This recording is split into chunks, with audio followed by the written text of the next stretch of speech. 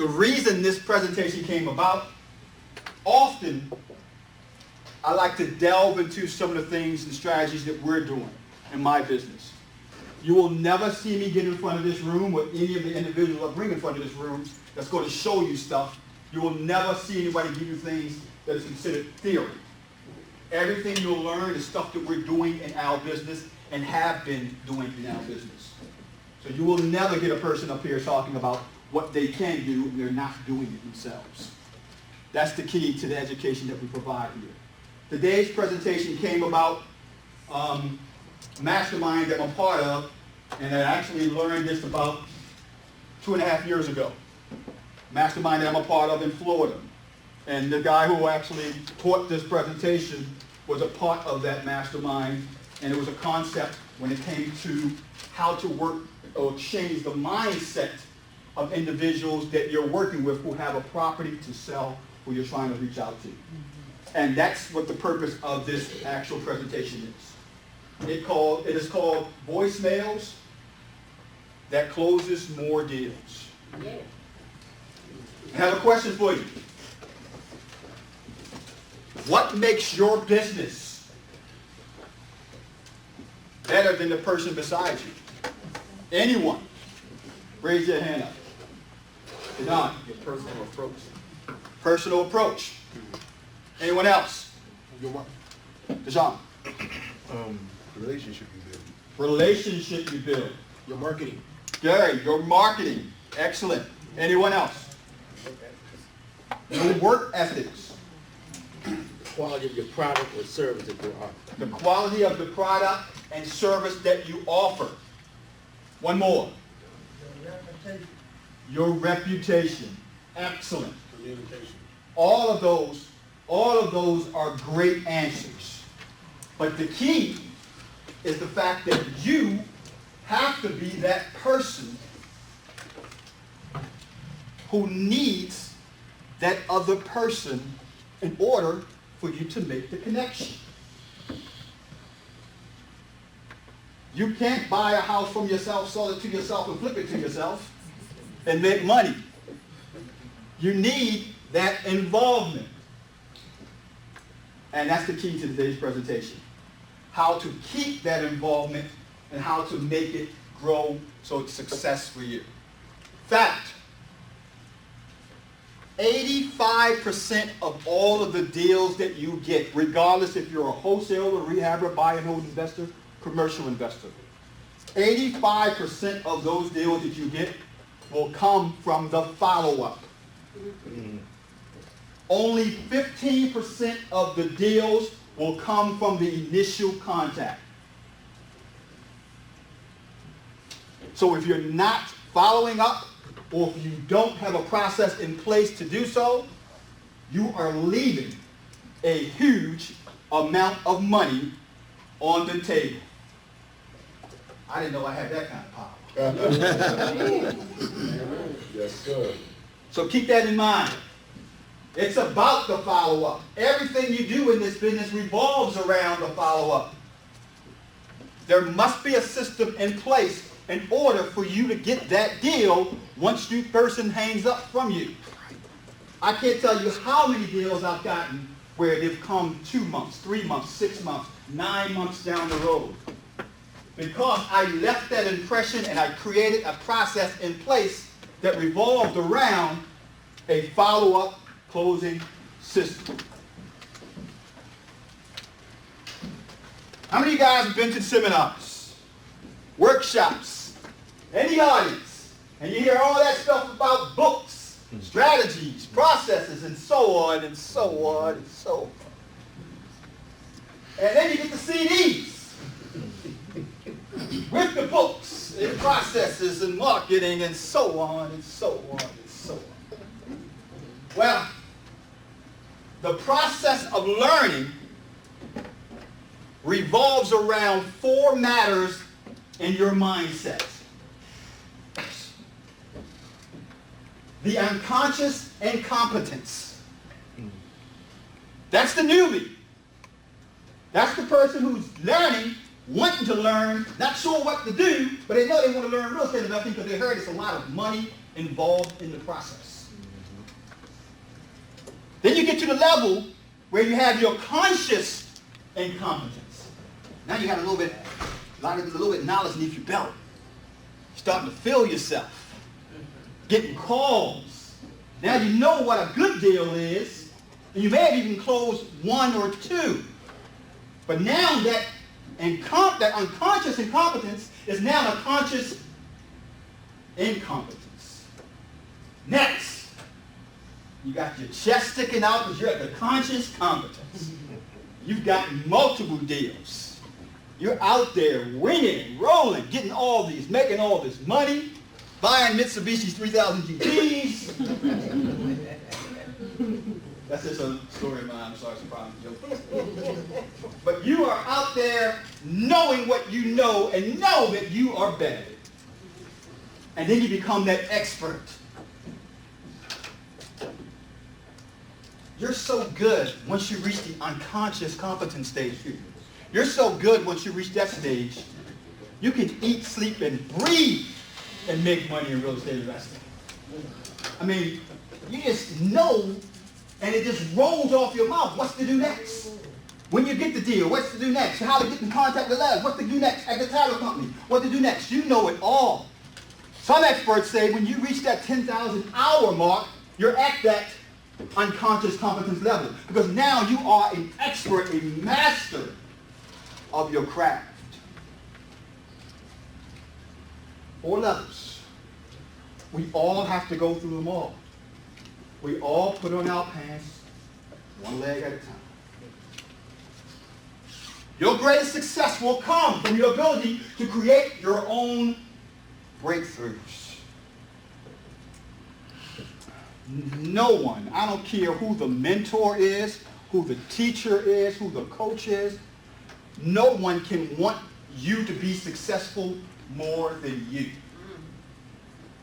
If you don't want it more than that mentor, that coach, you're in the wrong business. It's going to be extremely hard for you to be successful in this business. Keep that in mind. You have to want it more than the next person. Which brings us to the presentation. It builds around the mindset, the strategy, and the technique. The 3 important parts to a system. The mindset. This is why. This is the why, the reason, and the attitude we bring to what we do. If you don't have the right mindset, half of the battle is already lost. You have to have the correct mindset to make all the actual strategies come into place. Strategy. This is the how. How can we put these ideas into our business? What is the most productive way to do a slide broadcast? What's the best way to add Podio in my business? How can I best educate myself to continue my growth in my business? That revolves around the how. In the strategy mind frame. And last but not least, the technique. What? What can we do today, this week? What can we do? What technique can we do? Not only a technique, but can we have a measurable response or a measurable action to that technique? It's all about the mindset. It's all about the strategy. It's all about the technique. Can you dig in? We're on today, buddy. The man who grasps the principles can successfully select his own methods. The man who tries methods ignoring the principles is sure to have trouble. It doesn't get any more simpler than that. Principles is the key to the reason why. The strategy. The main reason we fail is because the strategy we are using doesn't work. Try to learn driving a car by reading a book. We can read all the strategies in the world. How to do this, how to do that. But unless you have the plan in place, the actionable items where there could be a pulse of failure and reward in line with the reasoning behind the success, if it's not in place, you're doomed to fail. Technique. Sometimes taking the first step is really just as simple as knowing where to start.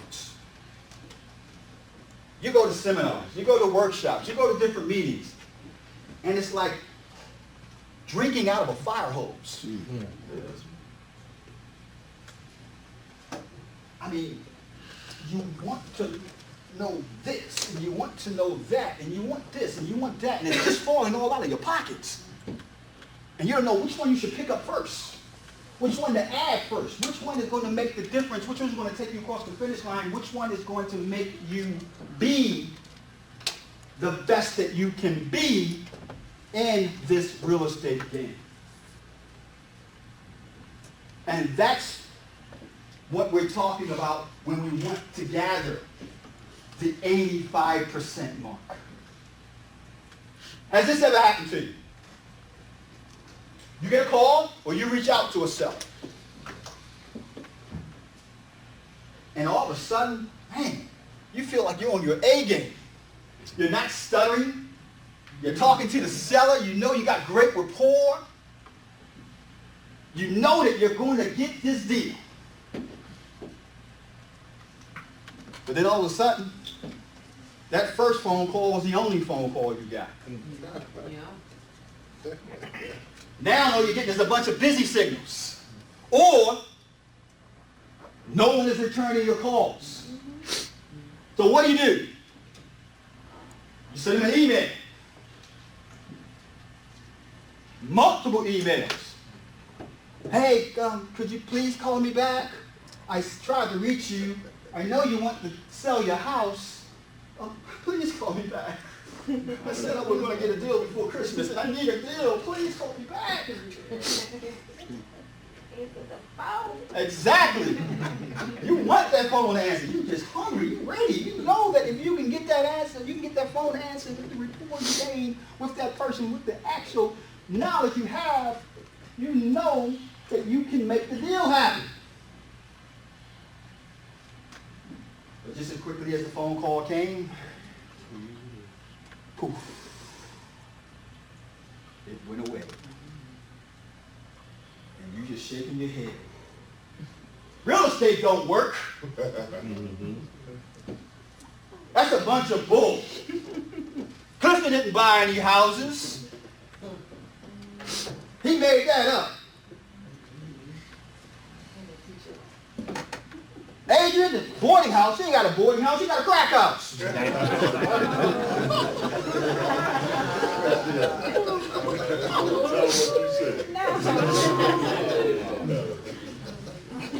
Adrian ain't here, is she? No. I'm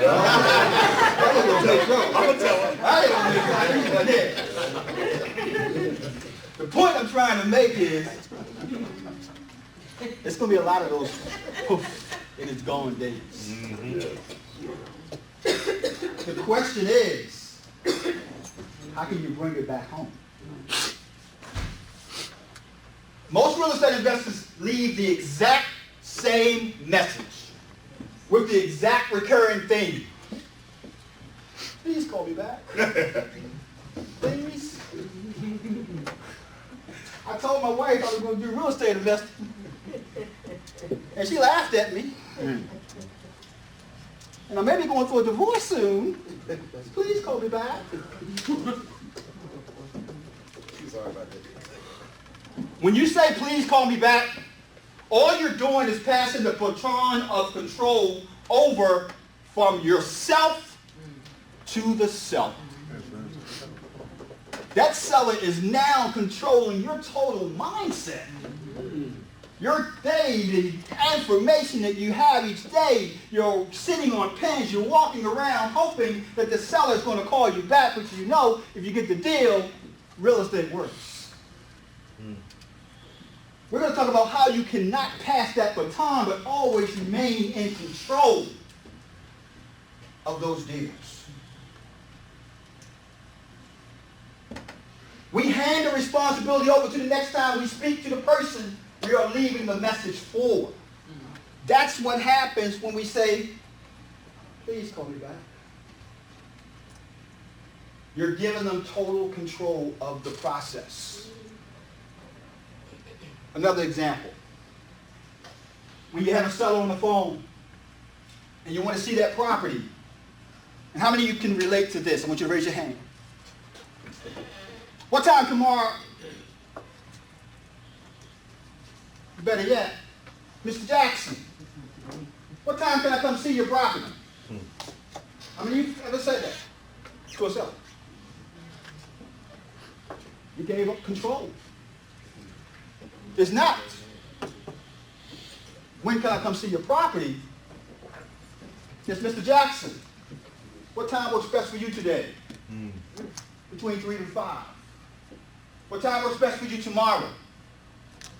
Maintain the control, and you can make the cash roll. Well.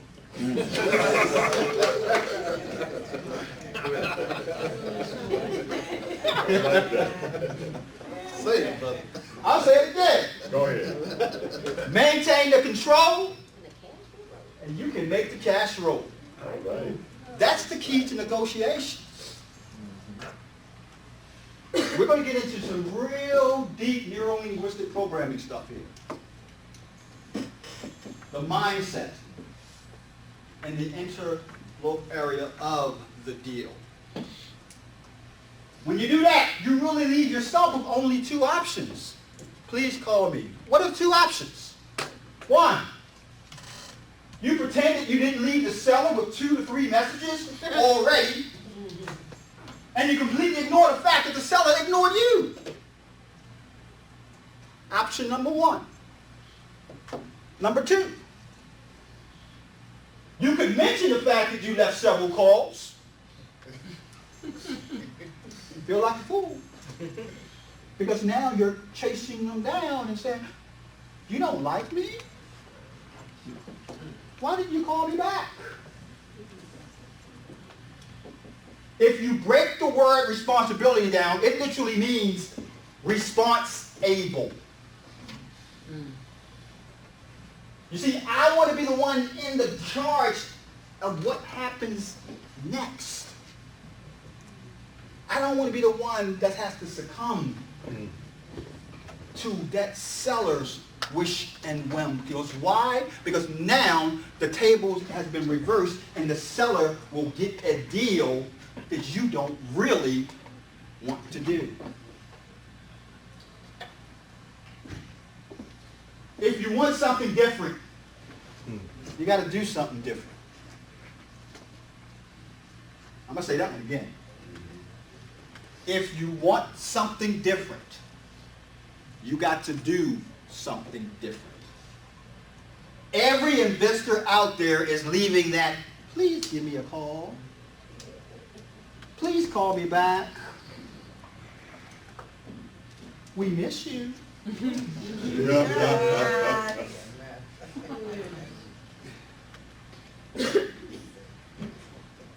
Five specific voicemails designed to build responsibility and to get your calls returned.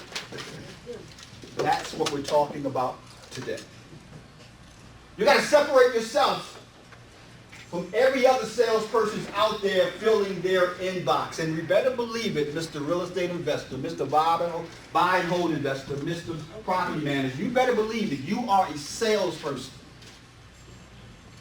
I don't care if you're a real estate investor. You are selling your services. You're selling yourself. You are still a salesperson.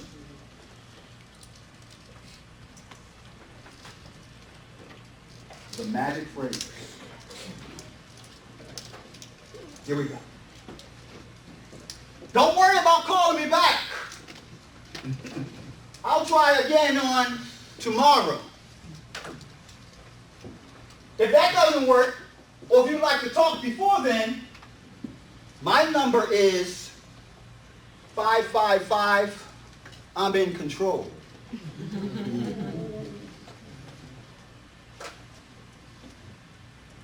This phrase is going to be prevalent throughout this presentation.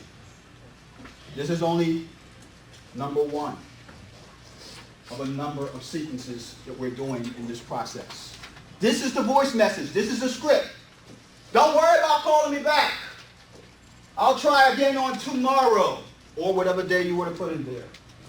If that doesn't work, or if you'd like to talk before then, my number is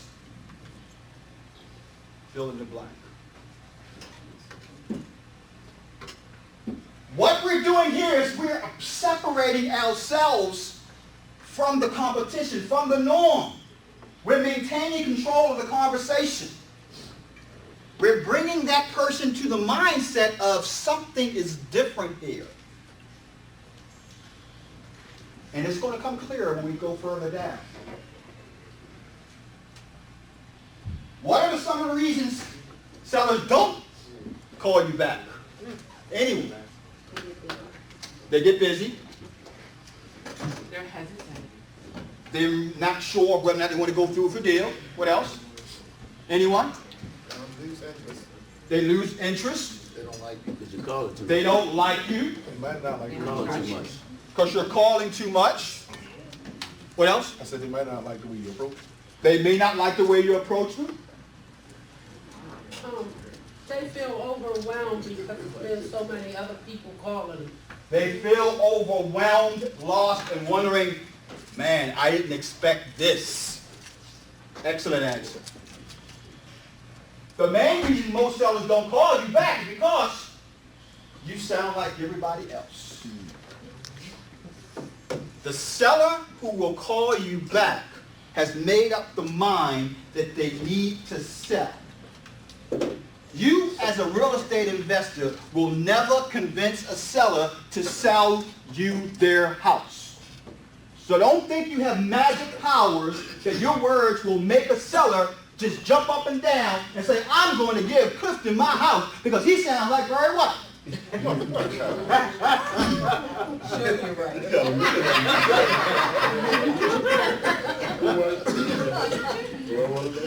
It ain't going to happen.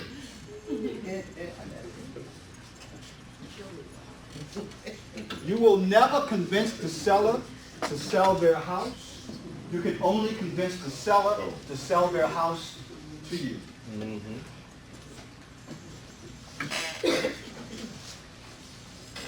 When a seller is ready to sell, he don't care about the weather. He just cares about that person who leaves the impression in his mouth, so in his head, that this is the person I want to do business with. And that's what you have to control. That's where you have to be at, in the mind of the seller. Please call me back. Ladies, what happens when you break up with a guy and all he does is just rings your phone off the hook? You tell your friends, right? You tell your friends, and what do you say? Like, girl, they should do right. I didn't even say that. You say, this guy's pathetic. I know why I didn't call him back. I know what I talked to. That's how you look to that seller on that other end of that phone. The key to leveraging your ability is to communicate by following a simple two-step formula. Step one, we're going to leave a voicemail. Step two, we're going to leave an email after we leave a voicemail. In total, 5 voicemails, 5 emails, and the magic phrase. The emails and voicemails have names, and this is what we call them. Voicemail number one, email number one is called the soft follow-up. Number two, you're building credibility. Number three, sometimes people tell me. Number four, the soft appointment. And number five, the breakup.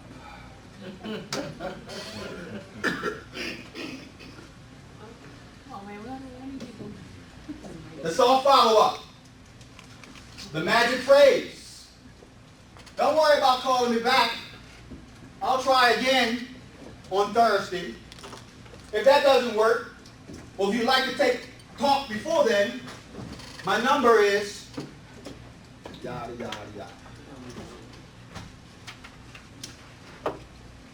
One of the main reasons the seller has issues in the process is because you haven't shared with them the actual expectations and a solid foundation. People want to know what they can expect when they do business with you. People want to know that they're doing business with somebody that has a solid foundation underneath of their business.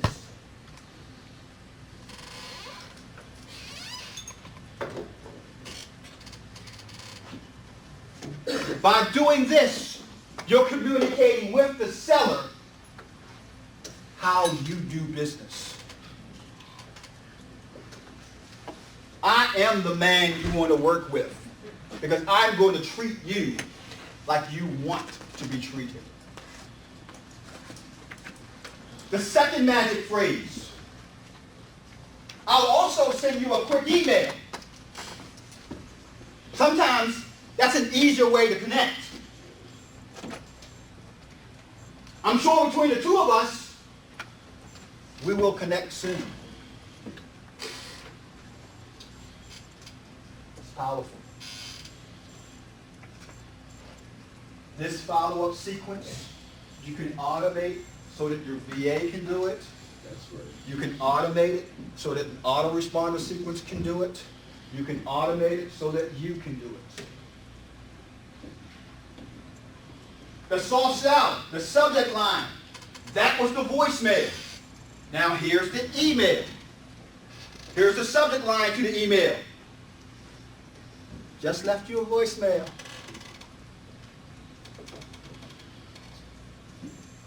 Sometimes the simplest things in life is the best things in life. You don't need any long, drawn-out speeches or scripts in your emails. Just left you a voicemail. The key to this is you're hitting them both ways.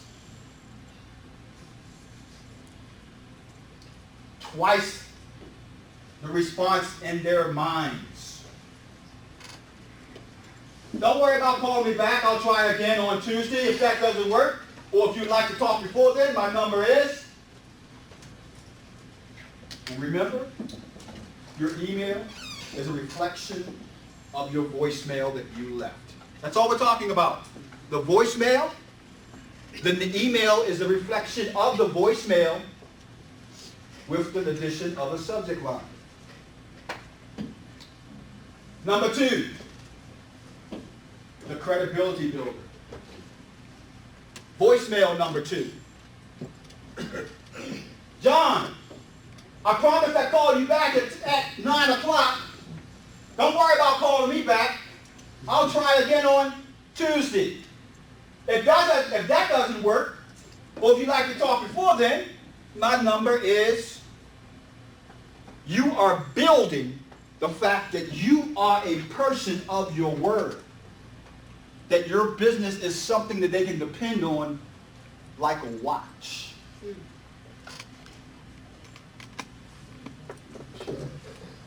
They know that you're going to call them back. They know when you're going to call them back. And you're not pressuring them in any way, shape, or form. You want the seller to come to you. Not you chase the seller down. This voice message is designed to build credibility. It's designed to have that seller know, because you're at the second voice message now, that you are a man of your word, a woman of your word, a person of your word. We do what we say we're going to do.